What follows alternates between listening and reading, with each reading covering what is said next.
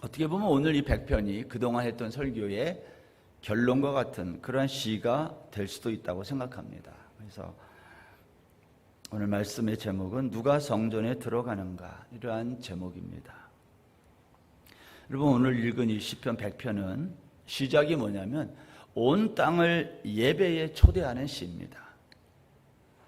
초대받은 사람들이 예배를 드리려면 어디로 가야 되냐면 성전에 들어가야 돼요.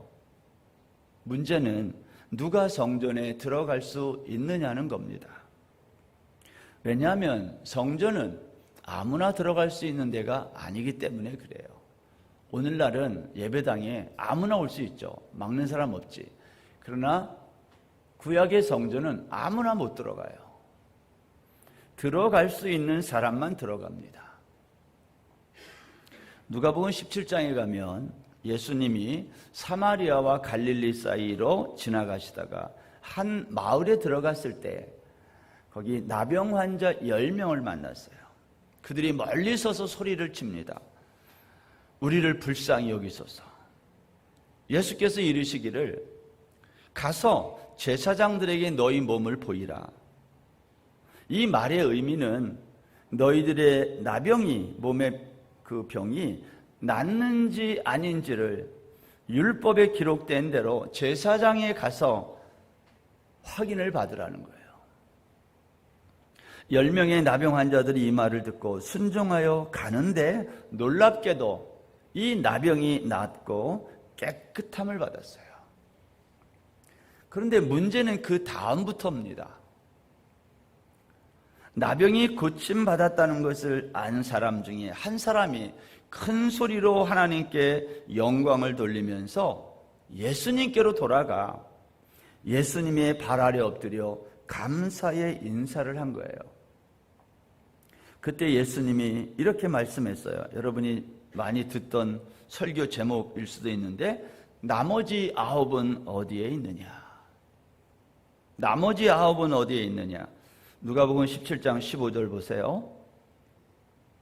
그 중에 한 사람이 자기가 나은 것을 보고 큰 소리로 하나님께 영광을 돌리며 돌아와 예수의 발 아래에 엎드려 감사하니 그는 사마리아 사람이라. 여러분, 나머지 9사람은 어디 갔습니까? 여러분 혹시 아시나요? 나병을 고침받은 사람은 10명인데 한 사람만 예수께 돌아와 감사했다. 나머지 9은 어디 있느냐라고 예수님이 물으시는데 우리가 이 본문을 읽고 말씀을 들을 때마다 나머지 9처럼 되지 말고 예수님께로 돌아온 이 사마리아인처럼 감사하라, 우리가 이런 얘기를 많이 들었잖아요. 오늘은 다른 이야기를 제가 하려고 하는 겁니다. 감사 얘기가 아니라 9사람은 어디로 갔을까? 여러분, 나머지 9사람은 우리가 추측하건대 그들은 자기들의 사회로, 유대 사회로, 그리고 그들의 성전으로 다시 돌아갔을 것입니다. 왜냐하면 그들은 유대인이었기 때문입니다. 그러나 예수님께로 돌아와 감사 인사를 한 이 사마리아 사람은 이방인이기 때문에 유대 사회로 돌아갈 수 없고 성전으로 돌아갈 수 없었던 것입니다. 예수님 당시에는 두 종류의 사람이 살았다고 볼 수 있어요. 성전에 들어갈 수 있는 사람, 들어갈 수 없는 사람. 유대인들은 들어갈 수 있지만 이방인들은 들어갈 수 없었다는 거예요. 그렇지만 나병에 걸리자 유대인도 이방인도 모두 들어갈 수 없었던 거예요. 이 10명이. 여러분, 나병이 무엇인가요? 나병은 통증이 없는 병으로 알려져 있어요. 살이 썩어도 아픔을 몰라요. 그래서 성경은 죄를 설명할 때 나병을 우리가 들어서 이야기를 하는 거죠. 우리가 죄와 더불어 살면서도 죄의 아픔을 모른다는 거예요. 10명의 나병 환자는 마치 죄 가운데 살아가는 우리들의 모습과 얼마나 비슷한지 알 수 없습니다. 그런데 이 10명의 나병 환자들은 나병을 고침을 받자마자 그 중에 9명은 유대 사회와 그들의 성전으로 돌아갔고 나머지 한 사람 사마리아인만 예수님께로 돌아왔다는 거예요. 왜 이 사마리아인은 예수님께 왔을까요? 그는 돌아갈 성전이 없었던 거예요. 이방인은 성전에 갈 수 없었어요. 사마리아인은 그래서 예수님께로 찾아온 것입니다. 그래서 제가 이 말씀을 읽으면서 여러분에게 이렇게 질문하고 싶어요. 나병 환자 10명 가운데, 고침받은 10명 가운데 성전에 들어간 자가 누구이고 예배한 자가 누구냐라는 거예요. 사마리아인 한 사람만 예수님께 왔다는 말은요, 진짜 성전으로 이 땅에 오신 예수님, 그 사람만 성전에 들어갔다는 말이 되는 거예요. 나머지 9명은 유대교 성전에 갔지만 그들은 하나님을 예배하러 간 것이 아니라 우상을 섬기러 갔다는 거예요. 제가 이렇게 이 말씀을 전하면 여러분 중에 이 말이 뭔지를 알아들으면 참 좋은데, 이게 왜 그렇지 그러면 이제 성경을 좀 공부하면 좋겠어요.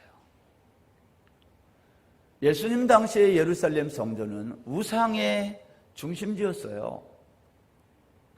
그래서 예수님이 그 성전을 중심으로 살아가는 많은 사람들을 얼마나 비난했는지 몰라요. 저는 오늘 왜 그런 건지 그 이유를 오늘 시편 말씀을 통해서 여러분과 생각해 보려고 하는 거예요. 우리가 지난 시간에 99편 4절 이하에서 이런 말씀을 봤어요. 주께서 야곱에게 정의와 공의를 행하시나이다. 너희는 여호와 우리 하나님을 높여 그의 발등상 앞에서 경배할지어다.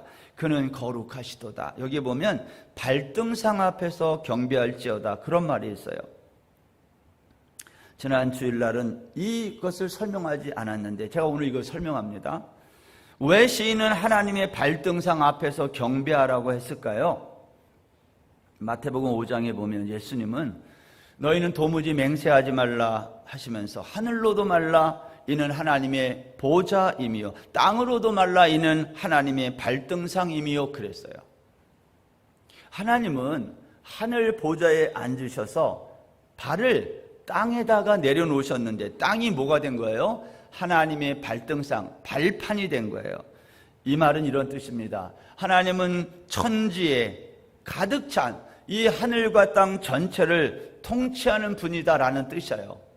하늘 보좌에 앉으셔서 그 발을 땅 아래 발등상 위에 올려놓았다는 말은 천지가 하나님의 통치 영역이라는 뜻입니다. 시인이 부른 노래가 이런 겁니다. 온 땅이여 하늘 보좌에 앉으시고 그 발은 땅에 내려놓으신 천지에 가득하신 그 하나님을 예배하라, 그런 말이에요. 그런데 문제는 온 땅을 예배의 자리에 오늘 초대했잖아요, 1절에서. 그런데 온 땅이 예배하지 않았다는 거예요. 온 땅이라는 말은 이 땅에 사는 모든 사람을 가르치는 말이에요. 그러면 여러분, 온 땅의 사람들 가운데 하나님 앞에 예배하러 온 사람들은 어떤 사람들이냐는 거예요. 오늘 본문 3절에 보면 여호와가 우리 하나님이신 줄 너희는 알지어다 그랬어요. 이 3절은요, 예배하러 온 사람은 누구냐? 온 땅을 초대했지만 하나님 앞에 예배하러 온 사람은 온 땅에 있는 사람들이 아니라 여호와가 우리 하나님이라는 것을 아는 사람만 예배한다는 뜻이에요.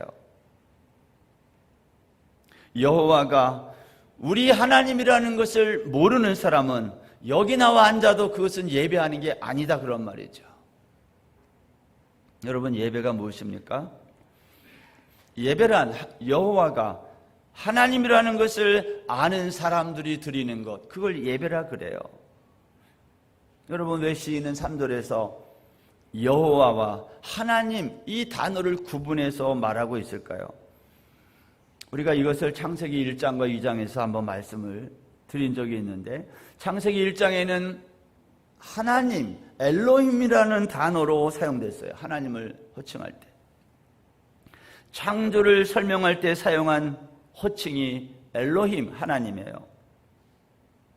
그러나 창세기 2장에 가면, 5절 이하에 가면 창조를 반복하여 설명하면서 하나님, 엘로힘이 여호와로 바뀌어요. 그 이유가 뭐라고 그랬습니까?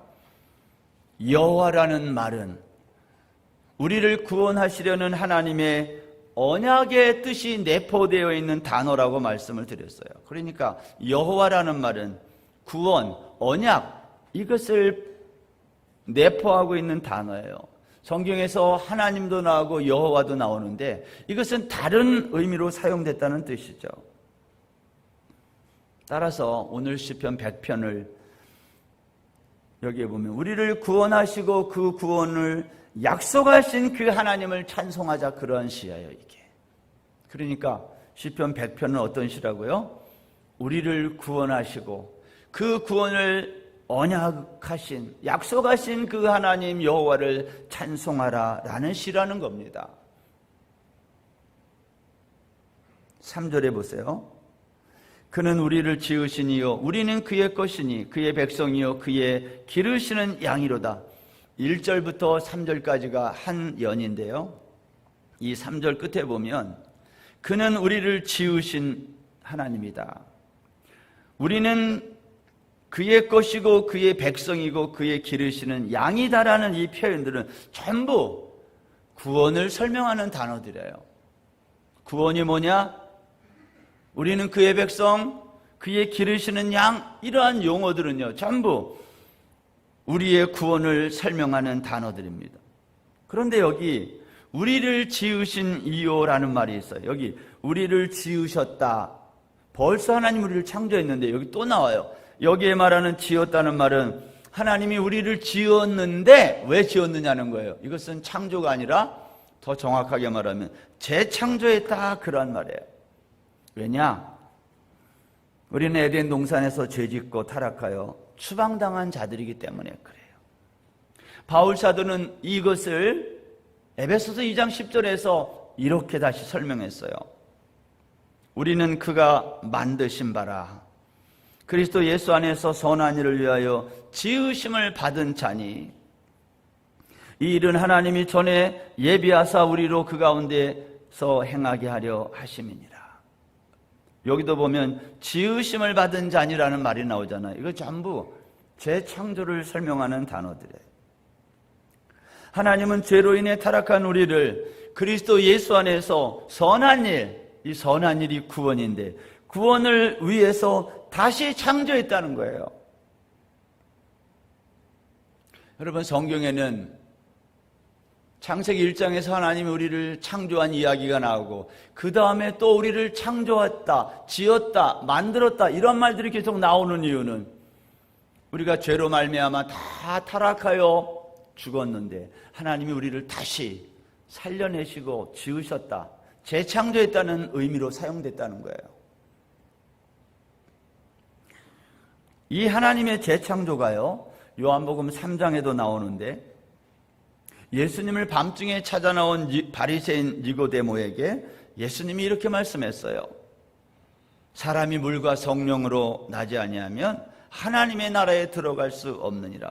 물과 성령으로 나지 아니하면, 7절에 가면 내가 내게 거듭나야 하겠다 하는 말을 놀랍게 여기지 말라. 여기 거듭난다는 말, 물과 성령으로 나고 거듭난다는 이 말은요, 우리가 그리스도 예수 안에서 재창조된 자들임을 설명하는 단어들이에요. 여러분, 시인은 하나님을 예배할 수 있는 사람이 누구냐? 이렇게 하나님이 여호와이신 줄 아는 사람, 우리는 그의 지으신 자이며 그의 백성이며 그의 기르시는 양이라는 것을 아는 사람이 예배를 드리는 거지, 이걸 모르는 사람들은 예배 드리는 게 아니라는 거예요. 누가복음 17장에서 나병은 고침받았지만 예수께로 나오지 않고 그들의 사회로 그들의 성전으로 돌아간 9명은요 하나님을 예배하는 자들이 아니라 우상을 섬기는 자들이었다, 그 뜻이에요. 저와 여러분은 어떻습니까? 우리가 주일마다 이 자리에 나오지만, 예배하러 나오지만, 우리가 드리는 이 예배가 진짜 예배인가 아닌가는 여호와가 나의 하나님이라는 것을 깨닫는 사람만 예배자가 되는 거예요. 아무 생각 없이 나와서 앉아 있으면 이거 언제 끝나나 이런 생각만 하면 그것은 예배라고 볼 수 없어요. 자, 이렇게 1절부터 3절이 마치는 거예요. 하나님은 우리를 재창조했다는 말입니다. 그리고 4절에서 이렇게 말해요. 감사함으로 그의 문에 들어가며 찬송함으로 그의 궁정에 들어가서 그에게 감사하며 그의 이름을 송축할지어다. 시인은 하나님의 구속의 은혜를 깨닫고 안 사람들은 이제 하나님 앞에 나아가 예배한다는 거예요. 누구나 예배하는 것이 아니라 하나님의 구속의 역사를 깨달은 사람만 예배한다는 겁니다. 그런데 그 예배의 자리가 어디라는 거예요? 그의 문에 들어가며 그의 궁정에 들어가서 예배의 장소가 어디예요? 성전인 거예요. 시인은 하나님의 성전에 들어가서 기쁘고 즐거운 마음으로 노래하며 하나님의 이름을 찬송하라는 겁니다. 그렇다면 이스라엘 역사 속에서 이스라엘 백성들은 기쁘고 즐거운 마음으로 하나님의 성전에 나가 예배를 드렸을까요? 그렇지 못했다는 거예요. 북이스라엘 시대의 예배 모습을 여로보암 2세가 통치하던 당시 아모스 선지자가 이렇게 고발을 했어요. 아모스 8장 4절 보세요. 북이스라엘 당시의 사람들이 예배하는 모습이 이랬다는 거예요. 뭐라고 되어 있어요? 가난한 자를 삼키며 땅에 힘없는 자를 망하게 하려는 자들아, 이 말을 들으라. 너희가 이르기를 월삭이 언제 지나서 우리가 곡식을 팔며 안식일이 언제 지나서 우리가 밀을 내게 할꼬. 에바를 작게 하고 세게를 크게 하여 거짓 저울로 속이며 은으로 힘없는 자를 사며 신 한 켤레로 가난한 자를 사며 찌꺼기 밀을 팔자 하는도다. 이거 무슨 얘기예요? 정직하게 살지 않고 거짓말하며 살고, 그러면서도 월삭이 뭔지 알고 안식일이 뭔지를 알았던 이스라엘 백성들. 이 월삭이라는 말은 초하룻날, 한 달의 시작을 의미하는 초하룻날, 음력으로 할 때에 그 월삭이라고 그러잖아요. 이 매월 초하루가 되면 율법에 의하면 숫송아지 2마리, 숫양 1마리, 1년 되고 흠없는 숫양 7마리, 그리고 그것을 소제와 번제로 하나님께 드리게 돼 있어요. 왜 드려요? 하나님, 올 이달 한 달이 시작됩니다. 그 첫날을 하나님께 드리는 거예요. 이 달도 주께서 지켜주십시오. 우리 교회도 매월 월초에 한 주간 새벽기도 하잖아요. 그런 것 같은 거예요. 그런데 여러분, 이스라엘 백성들은 이 월삭이 싫었다는 거예요. 안식일도 싫었어요. 왜 싫었습니까? 그날이 오면 제사 드리는 일 때문에 돈을 벌 수가 없는 거예요. 거기 아모스 8장에 보면 가난한 자를 삼키며 땅에 힘없는 자를 망하게 하려는 자들아. 나쁜 사람들이잖아요. 근데 이 사람들이 어떤 사람이라는 거예요? 성전에 나가서 제사 드리는 사람들이었다는 거예요. 이들은 돈을 벌어야 되는데 월삭이 오고 안식일이 오니까 이게 싫어서 오늘 아모스 선지자가 그것을 고발하는 내용이에요. 아모스 선지자가 북이스라엘의 이 예배 모습을 고발하던 당시는 북이스라엘이 가장 잘 살았던 여로보암 2세의 통치 시대예요. 다른 말로 하면 가장 경제력이 좋았던, 풍요로웠던 시대. 여러분, 우리 인간이 잘 먹고 잘 살면 하나님 예배하지 않습니다. 여로보암 2세는 가장 번영했던 북왕국의 시대였는데 그때 가장 악을 행했다는 거예요. 예배를 안 드렸어요. 제사를 안 드렸어요.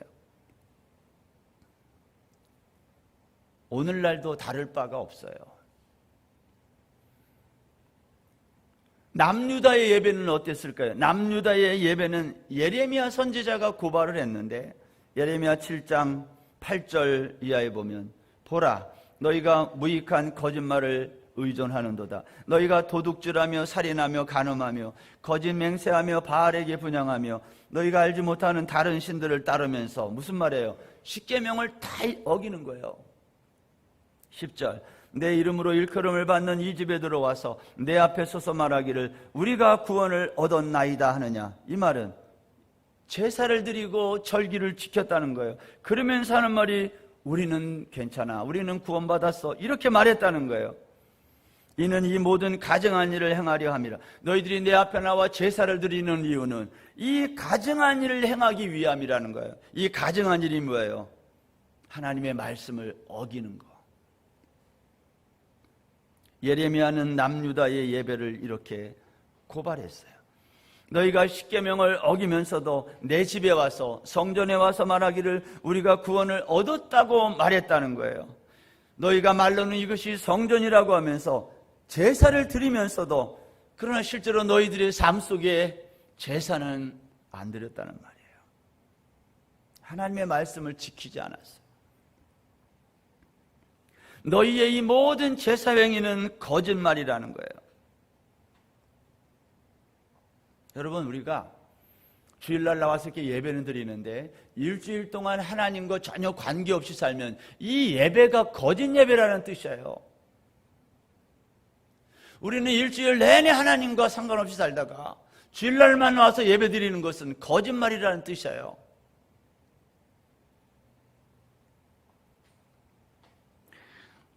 너희의 이 모든 제사 행위가 거짓이라고 예레미야가 고발했어요. 여러분, 결국 남과 북, 남왕국과 북왕국 모두는요 각각 아시리아와 바벨론에 의해서 멸망한 거예요. 이것 때문에 나라가 없어진 거예요. 그런데 여러분, 언약에 신실하신 하나님은 여호와라고 그랬어요. 언약이라는 말이 들어가면 여호와 하나님은 언약에 신실하셔서 그런데 예레미야에게 이렇게 말씀했어요. 예레미야 33장 10절에 보면 내가 다시 이 땅에 제사 드리는 자들의 소리가 들리게 하겠다는 거예요. 10절에 여호와께서 이와 같이 말씀하시니라. 너희가 가리켜 말하기를 황폐하여 사람도 없고 짐승도 없다 하던 여기 곧 황폐하여 사람도 없고 주민도 없고 짐승도 없던 유다 성읍들과 예루살렘 거리에서 즐거워하는 소리, 기뻐하는 소리, 신랑의 소리, 신부의 소리, 만군의 여호와께 감사하라. 여호와는 선하시니 그 인자하심이 영원하다 하는 소리와 여호와의 성전에 감사제를 드리는 자들의 소리가 다시 들리리니. 이 말은 성전이 다시 재건될 거다는 말이에요. 이는 내가 이 땅에 포로를 돌려보내어 지난 날처럼 되게 할 것임이니라. 너희들은 나에게 거짓말로 제사 드렸지만 그래서 너희들이 다 포로로 잡혀가고 이 성전이 다 무너졌지만 그러나 나는 다시 이 성전에서 제사 드릴 수 있도록 해주겠다는 거예요. 그 하나님을 여호와라 그래요. 약속을 하고 그걸 지키는 하나님. 그래서 지난 날처럼 하겠다는 거예요. 여러분, 이 말씀 그대로 예레미야가 예언한 그대로 70년이 지난 다음에 바벨론 포로에서 돌아온 이스라엘 백성들, 그들의 혀에는 찬양이 가득했고 입에는 웃음이 가득했다. 시편 126편에서 그렇게 노래하잖아요. 바벨론 포로에서 돌아온 그들은 다시 성전을 건축한 거예요. 성전 제사가 다시 시작됐다는 말입니다. 예레미야 선지자가 예언한 대로. 여러분, 그리고 100년이 지났어요. 이스라엘 백성들은 그동안 다시 성전을 재건한 그곳에서 성전 제사를 잘 드렸을까요? 말라기 선지자가 당시의 상황을 이렇게 또 폭로하고 있어요. 우리 중고등부가 지난번 수련회 때 이 말라기를 공부했대요. 제대로 배웠을 거라 저는 생각합니다. 근데 이게 전체를 알면 더 좋은데, 여러분 말라기 1장 10절에 보세요. 성전을 다시 재건하고 거기에서 성전 제사를 드리는 시간이 100년쯤 지났을 때에 말라기 선지자가 이렇게 말해요. 만군의 여호와가 이르노라, 너희가 내 제단 위에 헛되이 불사르지 못하게 하기 위하여 너희 중에 성전문을 닫을 자가 있었으면 좋겠다. 무슨 말이죠? 제단 위에 헛되이 불사르지 못하게. 제사를 드리긴 드리는데 가짜로 드렸다는 말이에요.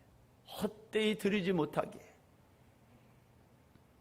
너희 중에 성전문을 닫을 자가 있었으면 좋겠다.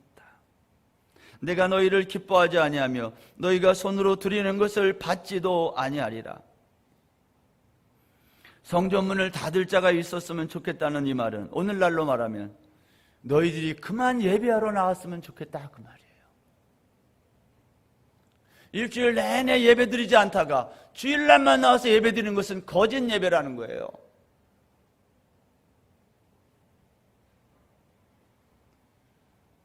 왜 하나님은 백성들이 제사 드리러 오는 이것을 싫어하셨을까요? 그 이유는 하나님이 원하는 제사, 그것은 건물로 지어진 성전에 나와 드리는 제사가 아니에요. 하나님이 원하시는 제사는 백성들이 제사를 드리면서 내 죄가 어떻게 용서를 받고 어떻게 구원받는지를 제사를 드리면서 깨닫기를 원하신 건데, 백성들은 그러한 걸 생각하지 않고 그냥 짐승만 잡아가지고 피 흘려 드렸다는 거예요. 그 의미도 모른 채. 그런데 백성들은 이 제사의 의미를 모르니까 제물을 어떻게 드려요? 아무거나 갖다가 드리는 거예요. 그래서 눈 멀고 병들고 저는 절뚝거리는 그러한 제물들을 가지고 제사를 드리게 됐다는, 이게 말라기 선지자의 고발이에요. 여러분, 오늘도 우리가 하나님께 예배를 드릴 때 아무런 준비도 없이 와서 병들고 눈 멀고 절룩거리는 그 제물을 잡아서 하나님께 제사드렸던 그 백성들처럼 오늘 우리도 예배를 그렇게 드리는 적이 얼마나 많냐는 거예요. 그것은 거짓 예배라는 거예요. 그래서 이 성전문을 닫았으면 좋겠다.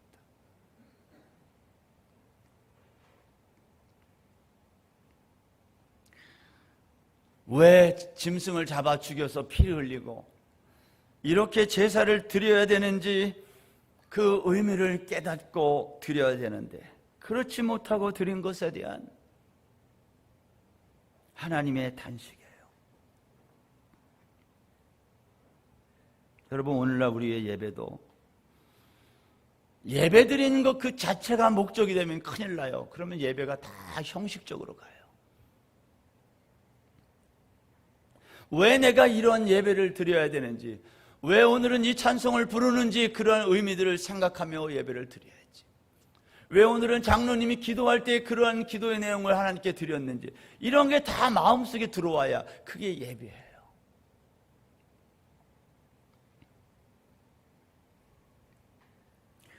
여러분, 왜 구약의 성전에서 제사를 드려야 하며 오늘날은 예배당에 나와 이렇게 주일 예배를 드려야 하는 것입니까? 이 모든 것은 딱 한 가지, 단 하나 때문이에요. 그게 뭘까요? 그것은 하나님이 우리를 왜 창조하셨으며 왜 하나님이 우리를 지어서 이 역사 속에 던져 넣으셨으며 그리고 왜 우리를 다시 지었느냐는 거예요. 재창조. 하나님이 왜 우리를 다시 지으셨다고 말할까요? 이미 창조는 끝났는데 또 지으셨다는 말이 자꾸만 나와요.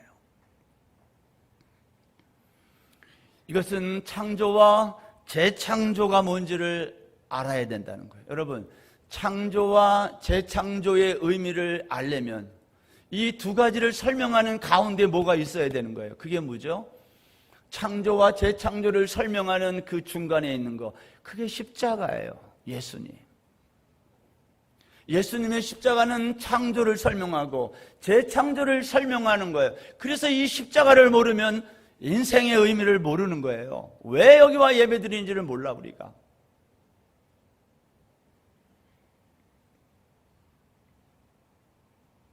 십자가 없이 창조가 설명되지 않으며 십자가 없이 재창조가 설명되지 않아요.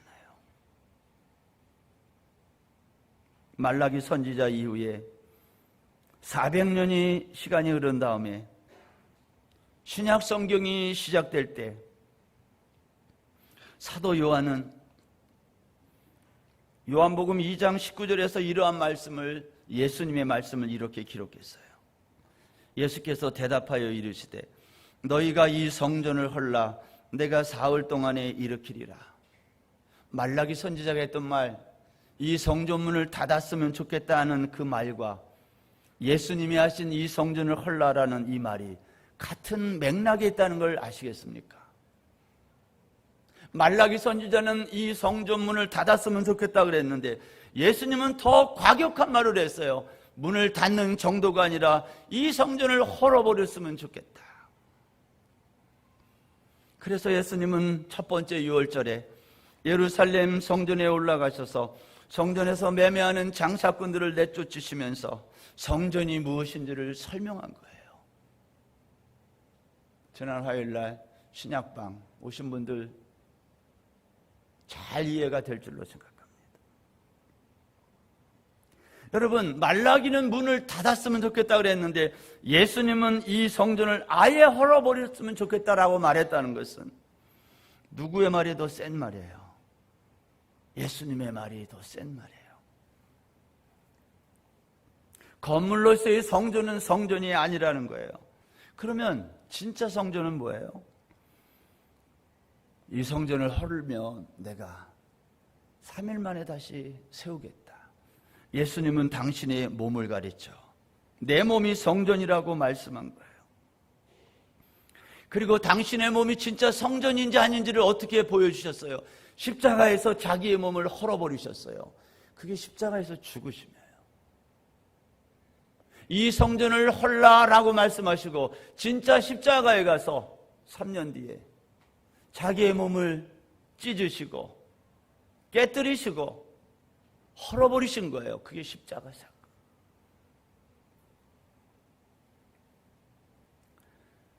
유대인들은 예수님이 이 성전을 헐라라는 그 말씀을 십자가에서 정말 그렇게 죽으시는 것을 보시며 아, 저분이 진짜 하나님이시구나, 저분이 성전이었구나, 그것을 깨달았어야 됐어요. 그런데 제자들도 못 깨달았어요. 구약의 짐승이 성전의 제물로 바쳐져 죽고 그래서 너희들이 죄가 용서를 받은 것처럼 이제 내가 제물이 되어서 십자가에 달려 죽으면 그로 인해 너희들의 죄가 용서 안 받고 산다는 것을 예수님은 당신의 몸으로 보여주신 거예요. 그렇게 되면 어떤 일이 일어난다고요? 너희는 나의 백성이 되고 내가 기르는 양이 된다는 거예요. 이것이 구약 성전과 성전 제사의 참 뜻이다. 그러면 여러분, 여기까지는 오늘 시편 100편의 반인데 그럼 그 다음에 이제 우리는 이 사실을 깨달은 우리는 그럼 뭐를 해야 될까요? 하나님의 백성이 되고 하나님이 기르시는 양이 된 우리가 할 일이 뭐예요? 그것이 찬송이에요. 감사함으로 그 앞에 나아가 노래하는 거예요. 오늘 시편 100편 노래가 그거예요. 앞에서 왜 노래해야 되는지를 모르고 노래하면 그냥 노래 자랑은 할 수 있지만 그게 뭔지를 깨달으면 이 찬양은 감격의 찬양인 거예요. 눈물로써 불러야 되는 찬송이라는 거예요. 우리가 이 찬송을 어디 가서 부른다는 거예요? 성전에 들어가서 부르라는 거예요. 그 문에 들어가서, 그 궁정에 들어가서, 이 말은 그 성전에 들어가서 이 찬송을 부르라는 거예요. 성전이 어디예요? 그래서 화려하게 지어진 예루살렘 성전이 성전이 아니라 십자가에서 깨지고 죽고 피 흘리신 그 예수 그리스도의 몸된 성전, 예수님의 십자가 앞에 가서 이 찬송을 부르라는 거예요. 그걸 예배라고 해요. 4절 다시 보세요. 오늘 보면 감사함으로 그의 문에 들어가서 찬송함으로 그의 궁정에 들어가서, 들어간다는 말은요, 여기 문에 들어가며 궁정에 들어가며라는 이 말은요, 아무나 들어가지 못한다는 말이 여기에 깔려 있어요. 하나님은 모세에게 성막의 식양을 말씀하실 때 성소와 지성소 중간을 막으라 그러셨어요. 왜냐하면 아무나 들어가지 못하게. 다 같은 얘기예요. 이사야 선지자는 이것을 우리의 죄악이 우리와 하나님 사이를 갈라놓았다 또 이렇게 말했어요. 똑같은 얘기예요. 구약의 백성들은 하나님 앞에 나와 하나님 앞에 나아가려면 성막 안에 성소와 지성소 사이에 가로막힌 시장을 통과해야만 돼요. 아무나 통과 못해요. 히브리서 9장 7절 한번 보세요. 오직 둘째 장막은 대제사장이 홀로 1년에 한 번 들어가되 자기와 백성의 허물을 위하여 드리는 피 없이는 아니하나니 성령이 이로써 보이신 것은 첫 장막이 서 있을 동안에는 성소에 들어가는 길이 아직 나타나지 아니한 것이라. 첫 장막이 서 있을 동안에는 성전이에요. 구약의 성전. 그때는 성소에 들어가는 길이 나타나지 않았어요. 막혔거든요. 그러면 언제 그 막힌 길이 열린 거예요? 그래서 언제 우리가 하나님 앞에 들어갈 수 있게 된 겁니까? 히브리서 10장 19절 보세요. 그러므로 형제들아 우리가 예수의 피를 힘입어 성소에 들어갈 담력을 얻었나니 그 길은 우리를 위하여 휘장 가운데로 열어놓으신 새로운 살 길이요 휘장은 곧 그의 육체니라. 예수님이 십자가에서 죽으실 때에 그의 육체가 찢어짐으로, 휘장이 찢어짐으로 그 생명의 길이 열렸다는 거예요. 오늘 시인이 기쁨으로 하나님 앞에 나아가고 감사함으로 그의 문에 들어가서 그의 궁정에 들어간다는 이 말은 무슨 말이냐? 우리 모두가 예수 그리스도 앞으로 나간다는 말이에요. 기쁨과 감사함으로 그분 앞에 나아가야 되는 것은 그분이 아니고서는 들어갈 수 없는 길이 열렸기 때문에. 오늘 시인은 온 땅을 초대했지만 온 땅이 여호와 앞에 나가 예배한 것이 아니라 여호와가 우리 하나님이라는 것을 안 사람만 예배한 것이에요. 시인은 이 예배를 가리켜 기쁨과 감사함으로 드리라는 것. 예배는 온 우주 만물을 지으신 하나님이 우리를 영원한 생명의 삶으로 인도하기 위해 독생자 예수 그리스도를 희생 제물 삼아 드린 그 사실을 알고 깨달은 사람만이 드리는 것, 그걸 예배라 그래요. 그걸 모르면 그걸 가서 배우고 예배를 드리셔야지. 성경 공부를 하고 배우고 들어와야지. 그것도 모른 채 주일 예배만 평생을 다니면 뭐하겠어요? 왜 예수님이 십자가에서 죽으셔야 됐는지 그 사실을 모르는 사람이, 그것을 가슴으로 깨닫지 못하는 사람이 드리는 예배는 성전에 나가서 우상 숭배하는 거랑 똑같은 거예요. 제가 오늘 이렇게 말씀드리는 것은 태우한인교회 성도 중에 혹시 이것을 모르고 그냥 나와서 예배드리는 사람이 있을까 하는 노파심에서 말씀을 드려요. 여러분은 다 이 사실을 알고 나오신 줄로 믿습니다. 그걸 모르면 목자에게 물어보든지 누구에게든 물어봐요. 그래야 찬송이 기쁘고 감사가 되는 거지.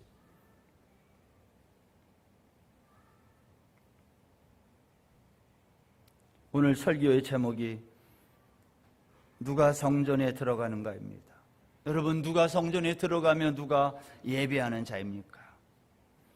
성전은 유대인은 들어가고 이방인은 들어갈 수 없는 곳이었어요. 그러나 성경은 우리에게, 오늘 시인은 그렇게 말해요. 성전은 누가 들어가느냐? 하나님이 여호와임을 깨달은 사람, 창조와 재창조 사이에 있는 십자가를, 의미를 아는 사람만이.